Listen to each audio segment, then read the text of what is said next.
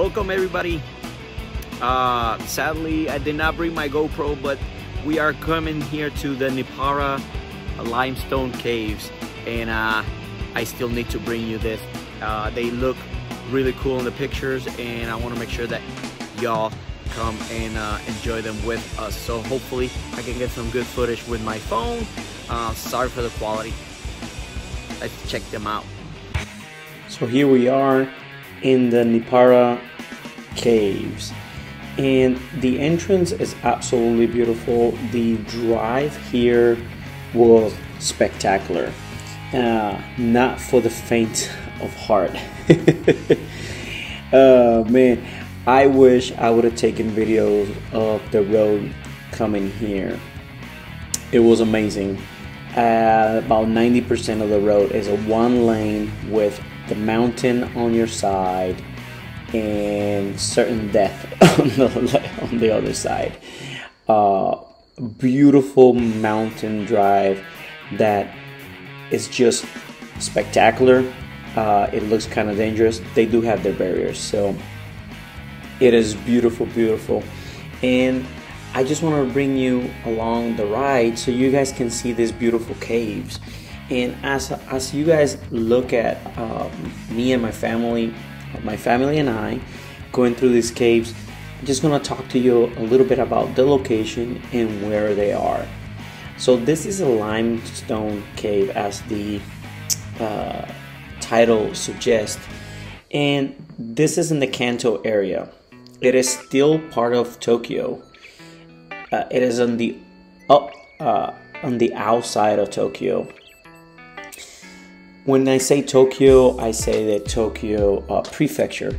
And so this mountain and the river, the Nippara River, is part of the Okutama Mountains. And Okutama is the very last part of Tokyo prefecture.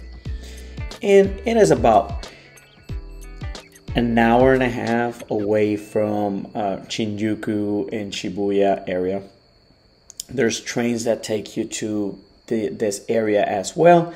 So if you want to get away from all the madness that Tokyo has to offer, which is awesome in its own right, but if you want to take a trip, something cool, something different, you can come to these beautiful mountains.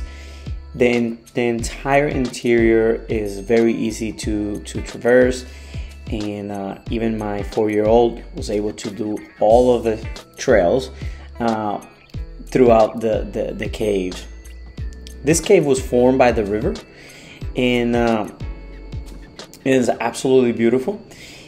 And when we came through, it was July time frame, and I must say it was cold in there. So they state that the caves are always about 11 degrees Celsius inside year round. That's about 51 degrees, I think, if my calculations are correct, year round. So you have to bring a hoodie, and there's a lot of walking, as you see, and so you don't feel it as bad.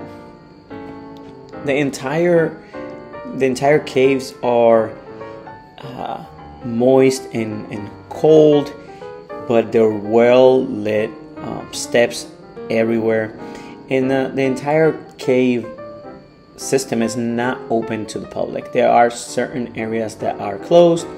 There are some fissures, there's some cracks on some areas, and they have them closed for the time being. So as we continue our trip through the caves, you're gonna see shrines, you're gonna see carvings and structures. So while doing my research, what I found is that in medieval times there was these monks from Yamabushi Mountain, and they took over this cave, and this is so cool because now we're talking about medieval time monks living in this cave, and they used it for meditation. They used it for spiritual rituals, and they gave names to various strangely shaped underground rocks. And all these names are based out of Buddhist scriptures too. So you're gonna see these names on the rocks and the carvings everywhere. In this area right here, we come to a very open area within the cave, and it's really pretty. The video doesn't give it any justice. They use colorful lighting to make it look extra special, of course. But this is a pretty big hall, and I mean, this is not the largest cave or cavern that I've been, but this is pretty big. I've been to the caves in New Mexico, and those are pretty massive as well, very popular. But these ones are pretty big. As a matter of fact, they are the largest on the Kanto region. Japan has many caves, and some of them are not as popular or visited by tourists as much as this one. They do have caves that you have to do your own thing. You don't have a trail, you have to go in, and we cannot wait to try some of those. And as you can see, as I mentioned, shrines and different structures were utilized for meditation rituals, spiritual guidance, and throughout the cave.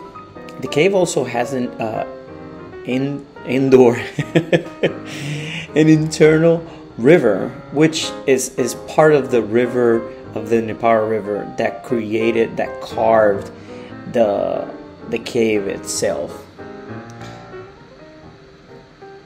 As we climb here to the upper part of this grand hall, you're gonna see some carvings of it's called Enbusubi.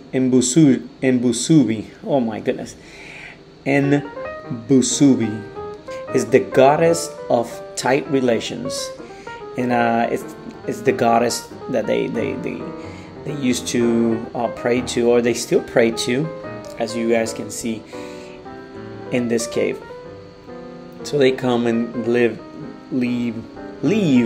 gifts and certain items for the goddess shrine, and it is really cool. One of the challenging parts of this cave system is that it is not completely open.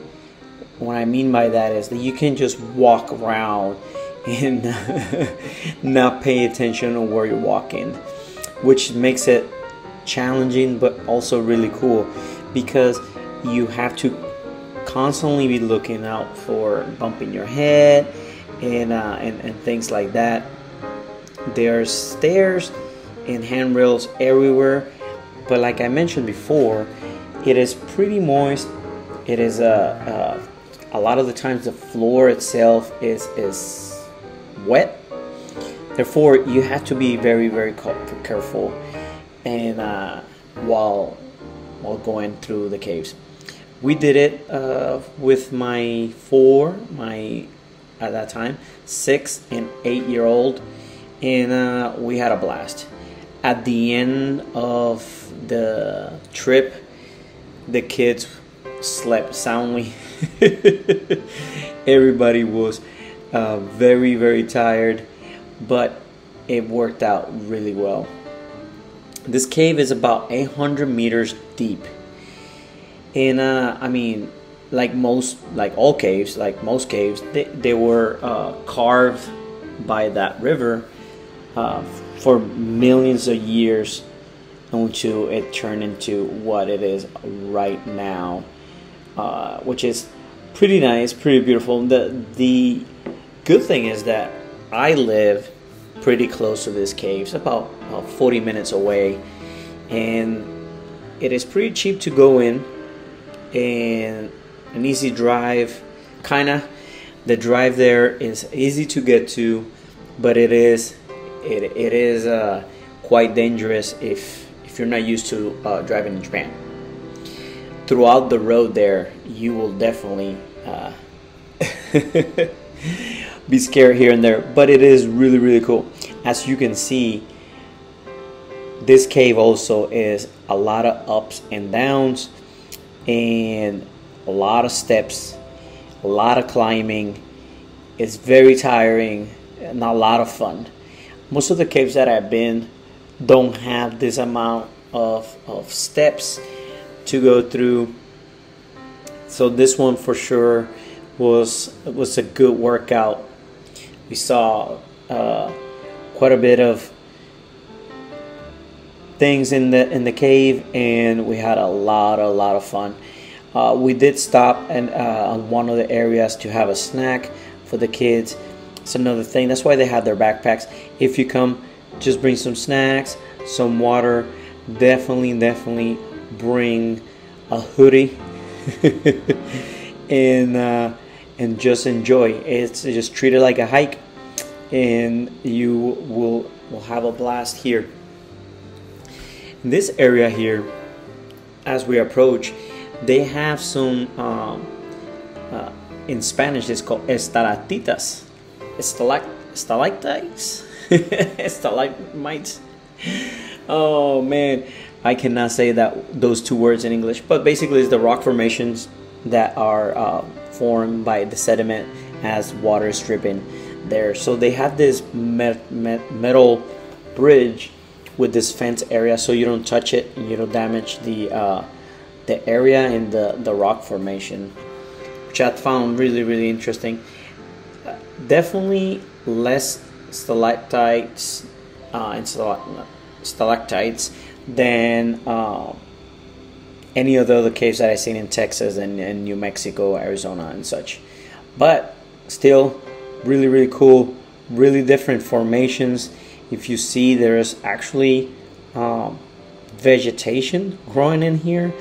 I tried my best to take some footage of the mosque, and we found a flower. I don't know if it is in the footage, but it is really cool to see that even with no exterior light, these formations, these plants grew in there.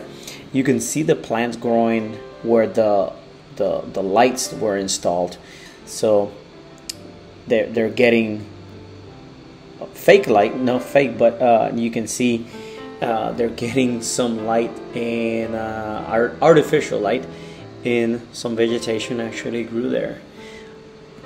So guys and girls, thank you so much for taking this trip with us into the Nippara limestone caves. This is one of the coolest caves that I've been, because of the formation, the rock formation, because of the way that we have to walk in and climb through it. It was such a great experience, and it's so close to us that this is one of our hiking spots. So I hope you enjoyed this video.